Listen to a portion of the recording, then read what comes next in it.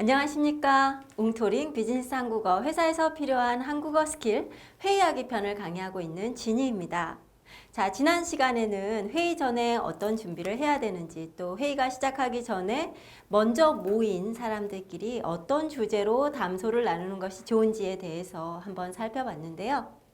자, 5강에서는 좋은 회의를 하기 위한 의사소통 방법에 대해서 알아보도록 하겠습니다. 자, 좋은 회의를 하기 위해서는, 즉 의사소통을 매끄럽게 또 서로를 배려하면서 회의의 목적인 좋은 결과를 내기 위한 그런 회의를 하기 위해서는 단정적인 문장보다는 질문하는 방법을 쓰는 것이 좋겠습니다. 여러분, 단정적이다 라고 하면 무슨 뜻일까요?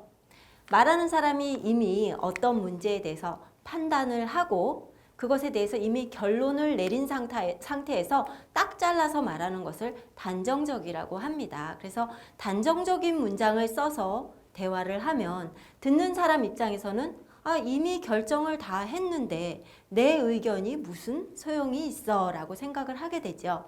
그래서 회의에서 특히 단정적인 문장을 쓰게 되면 회의의 목적이라는 것은 여러 사람이 모여서 각각의 사람들의 의견을 다 모아서 가장 좋은 결론을 내기 위해서 회의를 하는 것인데, 단정적인 문장을 쓰게 되면 내 의견을 말을 하려다가도 굳이 내 의견을 말을 할 필요가 없나 보다, 또는 기분이 상해서 말을 안 하게 되죠. 그러니까 좋은 회의를 할 수도 없고 또 효율적이고 효과적인 회의를 하기도 어렵게 되는 것입니다. 그래서 한번 예를 들어 볼까요? 자, 핑퐁 대화인데요. 핑퐁 대화는 뭐예요? 서로 핑퐁 핑퐁 탁구 치듯이 왔다 갔다 말만 주고받고 합의를 찾을 수 없는 대화입니다. 자, 먼저 저희 쪽에서는 그런 경우 이렇게 처리합니다 라고 얘기를 해요. 그러니까 상대방이 그러시군요. 그런데 저희 회사에서는 그렇게 처리하는 경우가 없어서요. 자, 그러면 또 그런데 그렇게 하는 회사는 거의 없던데요. 자, 그러니까 또 뭐라고 해요? 그런 식으로 하면 나중에 문제가 되거든요. 이 대화를 보시면 핑과 퐁은 서로 상대방의 의견을 들여보려고 하지 않죠. 서로 안 된다는 얘기만 지금 주고받고 있습니다. 그러니까 대화가 다 끝났지만 어떻게 하자는 결론은 나오지가 않았죠. 그래서 이런 핑퐁 대화는 뭐뭐 처리합니다. 그런데 그렇게 처리하는 경우는 없습니다. 단정적이죠. 거의 없던데요. 문제가 되거든요. 단정적이에요. 질문이 하나도 없습니다. 자, 다시 한번 볼까요? 저희 쪽에서는 그런 경우 이렇게 처리합니다. 그러시군요. 그러면 이거는 어떻게 하시는데요? 이렇게 질문을 해야 되겠죠. 그래야 대화가 풀려나가겠죠. 자, 질문을 하는 이유는요, 상대방에게 설명을 할 수 있게 기회를 주는 것입니다. 즉, 상대방이 설명을 함으로써 내가 그 의견을 들어보기 위해서 질문을 하는 것이죠. 그렇게 함으로써 상대방이 결정을 내게끔 해주는 겁니다. 그러면 나하고 상대방이 같이 얘기를 해서 결론을 냈기 때문에 합의가 되는 것이죠. 합의. 자, 뭐뭐 하는 것으로 알고 있겠습니다 라고 얘기하는 것보다는 그러면 뭐뭐 하는 것으로 결정해도 될까요? 라고 물어보면 상대방이 네, 그렇게 하셔도 될 것 같습니다. 네, 그렇게 하셔도 될 것 같습니다 라고 얘기를 하죠. 합의가 되는 거죠. 자, 뭐뭐를 월요일까지 보내주셔요. 이미 결론을 내고 월요일이라는 시점도 결론을 내서 말을 하고 있습니다. 이렇게 말하는 대신에 뭐뭐 해주시면 될 것 같은데 월요일 퇴근 전까지 보내주실 수 있을까요? 하고 부탁을 하는 듯한 질문을 하면 네, 그러면 그렇게 하겠습니다 라는 답변이 돌아오게끔 되겠죠. 자, 이래서 단정적인 문장보다는 질문하는 문장으로 바꿔서 얘기하는 것이 합의를 도출해내기가 더 좋다라는 점 기억하시고요.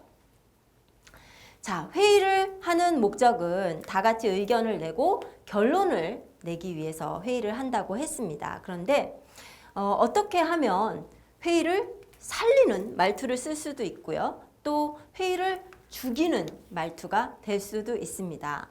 회사에서 가장 싫어하는 말이 뭘까요? 바로 안 된다, 못한다 라는 말입니다. 그래서 회의를 살리는 말투, 첫 번째는 긍정어 그리고 참여입니다. 일단 무조건 긍정하고 나서 대화를 시작하자. yes, but 용법이 되겠습니다. yes, but. 자, 실제로는 앞에 yes가 아니죠. but이니까 no의 의미인데 무조건 긍정하고 시작을 하는 것이 좋습니다. 자, 회사에서는 100사람이 다 안 된다고 할 때 되는 이유를 되는 한 사람을 선택하는 것이 바로 회사입니다. 아무리 상황이 어렵다고 해도 무조건 안 된다라는 말부터 하면 회사에서는 그 상황을 이해하는 것이 아니라 안 된다고 말하는 사람이 의욕이 없다 또는 저 사람은 좀 무능해 라고 생각하기 마련이거든요. 회사는 원래 그런 겁니다. 그래서 회사에서 사용하는 말투, 특히 회의에서 원하는 결과를 얻으려면 일단 긍정어 그리고 참여어를 쓰자. 자, 예를 한번 들어볼까요? 상사분이 컨퍼런스 가기 전에 오늘 저녁까지 업체별 설문 결과를 정리해야 되는데 오늘 저녁까지 정리해야 되니까 야근을 좀 하라는 말이네요. 그렇죠? 자, 여기에 대해서 오늘 저녁에 제가 선약이 있어서요. 바로 노라고 얘기하고 있어요. 별로 바람직하지 않습니다. 회사는 노라고 이렇게 대놓고 얘기하는 사람을 별로 좋아하지 않아요. 특히 한국 회사는요. 이렇게 말하는 대신에 자, 먼저 yes, 제가 할 수 있는데요. 오늘은 선약이 있어서 혹시 내일 오전 일찍 해서 드리면 안 될까요? 자, 회사에서는 안 된다라고 말을 하는 사람도 싫어하지만 문제 해결에 대한 방법이 없이 무조건 안 되는 이유부터 얘기하는 것도 싫어합니다. 그래서 뭐가 안 된다, 안 좋다라고 얘기할 때는 여기에 대해서 내가 할 수 있는 최선의 문제 해결 방안도 같이 얘기를 하는 것이 도움이 됩니다. 그러나 yes, but 하게 되면 결국은 no라는 말이 되기 때문에 조금 더 no를 indirectly, 즉 둘러서 얘기하는 방법이지만 가장 좋은 것은 yes죠. 제가 오늘 저녁에 정리하겠습니다. 긍정어로 그냥 바로 얘기해 주는 것을 가장 좋아합니다. 그리고 여기에 더 덧붙이자면 yes라고 얘기하고 and 자기 의견도 조금 더 긍정적이고 참여하는 의견도 붙이는 것이 좋죠. 네, 제가 오늘 정리하겠습니다. 홍보팀에도 이메일 같이 보내놓을까요? 자, 우리 전 시간에 뭐뭐 두었습니다, 놓았습니다 표현 배웠죠. 놓을까요? 같이 보내놓을까요? 내가 하겠다고 yes라고 얘기를 할 뿐만이 아니라 상사분이 원했던 바로 그 점까지 같이 캐치해서 조금 더 일을 하겠다고 또는 부족한 부분을 내가 조금 더 메우겠다고 얘기를 하는 겁니다. 이렇게 얘기하는 사람 칭찬받죠.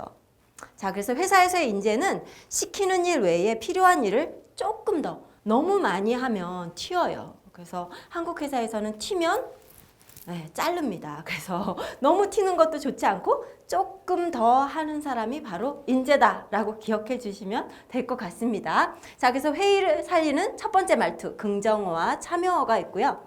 그 다음에는 배려어입니다. 배려. 회의에서는 여러 사람들이 의견을 내는데 의견에 찬성할 때 또는 내 의견을 말하고 싶을 때 어떻게 하는 것이 좋을까요? 네, 좋은 방법인 것 같습니다. 네, 그렇게 하면 시간을 줄일 수 있을 것 같습니다. 제 생각에는 B사에서 견적을 받아보는 것이 좋을 것 같습니다. 제 생각에는, 제가 보기에는 이라고 얘기를 해주면 굉장히 상대방이 들을 때 배려하는 듯한 느낌이 듭니다. 그래서 좋은 방법인 것 같습니다. 뭐뭐 할 것 같습니다. 제가 보기에는 B사 쪽이 좀 더 꼼꼼해 보이는데 일단 견적을 받아보는 것이 어떨까요? 자, 받아보는 것이 어떨까요? 자기 의견을 질문을 하면서 하고 있습니다. 받아보는 것이 좋을 것 같습니다. 또는 받아보는 것이 어떨까요? 라고 얘기를 하면 굉장히 듣는 사람 입장에서 자기 주장을 하지는 않지만 의견을 배려하면서 듣는 사람들을 배려하면서 내는 것처럼 들리게 되겠죠. 자, 내가 더 알고 있는 정보가 있다면, 즉 회의를 할 때 담당자인 A가 얘기를 하고 있는데 담당자보다도 내가 그것에 대해서 조금 더 정보를 알고 있어요. 아니면 담당자가 얘기하는 내용 중에 좀 오류가 있어요. 이럴 때는 어떻게 하는 것이 좋을까요? 자, 모두가 있는 회의에서 끼어들어서 그건 아닌 것 같은데요. 제가 알기로는 이렇게 얘기하면 좋지 않습니다. 왜냐하면 누구든지 여러 사람 앞에서 내가 잘못 알고 있다거나 잘 모르고 있는 것이 드러나는 것을 원하는 사람은 없거든요. 그래서 회의에서 바로 끼어들어서 아는 척을 하는 것보다는 회의가 끝난 다음에 담당자에게 따로 얘기해 주는 것이 좋습니다. 즉, 그 말한 담당자를 배려해 주는 것이죠. 자, 회의를 살리는 말투 세 번째는 겸손어입니다. 자, 회의 시간에도 뭔가 찬성할 것이 있으면 적극적으로 찬성해 주는 것이 좋습니다. 또는 칭찬할 것이 있으면 그것을 적극적으로 표현해 주는 것이 좋아요. 그래서 누구님이 도와주셔서 빨리 끝냈습니다. 누구님이 의견을 주셔서 아이디어를 얻었습니다. 누구님이 도와주신 덕분에 잘 마쳤습니다. 그래서 남에게 공을 돌리는 것이죠. 업무를 잘 끝냈을 때 단 1%라도 누가 도와준 것이 있으면 반드시 말로 표현을 해주시는 것이 좋습니다. 단 잘못이 있을 때는, 오류가 있을 때는 설사 다른 사람의 잘못이라고 할지라도 자기 스스로에게 잘못을 돌리는 것이 좋습니다. 직장 생활을 하다 보면 회사라는 것은 공을 세웠을 때 이게 누구 때문에 이런 성과가 났는지를 꼭 따지는 것이 회사거든요.